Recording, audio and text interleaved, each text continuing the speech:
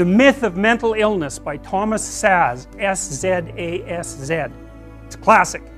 You should read it. If you're interested in psychology, read it. Like, it's a classic. And he basically said, most people have problems in living, they don't have psychological problems. And so I've experienced, despite my love for the psychoanalysts, very frequently what I'm doing as a therapist is helping people have a life that would work. You know, and you can parameterize that. It's like, what do you need?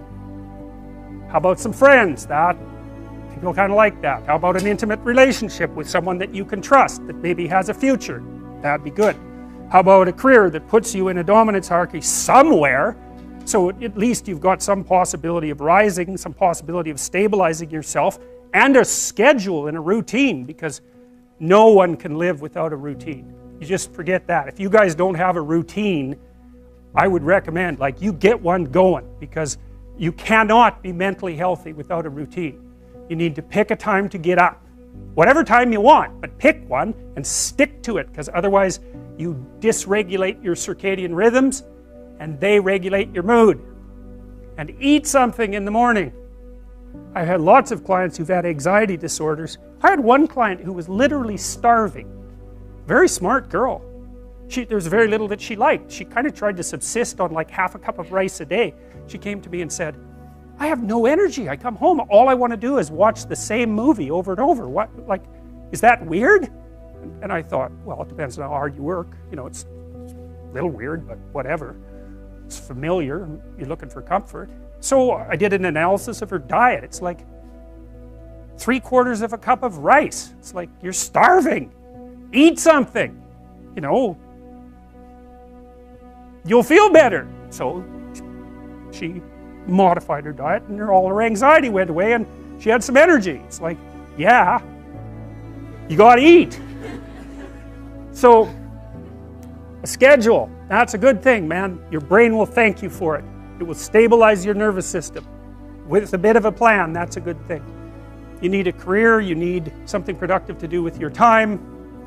You need to regulate your use of drugs and alcohol, most particularly alcohol, because that does in a lot of people. You need a family, like the family you have, your parents and all that. It'd be nice if you all got along. You could work on that. That's a good thing to work on. And then, you know, you probably need children at some point, and that's life. That's what life is. And if you're missing, you know, you may have a good reason to not be operating on one of those dimensions. It's not mandatory, but I can tell you that if you're not operating reasonably well on 4, I think I mentioned 6, if you're not operating reasonably well on at least 3 of them, there's no way you're going to be psychologically thriving. And that's more pragmatic in some sense than psychological, right? Human beings have a nature. There's things we need. And if we have them, well, that's good. And if we don't have them, well, then we feel the lack. And so behaviorists, behavioral psychologists concentrate a lot more on that sort of thing. You know, it's practical. It's like strategizing. Make a career plan. Figure out how to negotiate, because that's bloody important. Figure out how to say what you need. Figure out how to tell the truth to people. Figure out how to listen to your partner in particular, because if you listen to them, they will actually tell you what they want, and sometimes you can give it to them and maybe they'll return the favor. And if you practice that for like 15 years, well, then maybe you're constantly giving each other what you want. Well, hooray, that would be good. And then there's 2 of you under most circumstances, and it's better to have 2 brains than 1, because people think differently because of their temperament mostly. And so the negotiation is where the wisdom arises, and it's part of the transformation, the psychological transformation that's attendant on an intimate relationship, and one of the fundamental purposes of a long-term intimate relationship.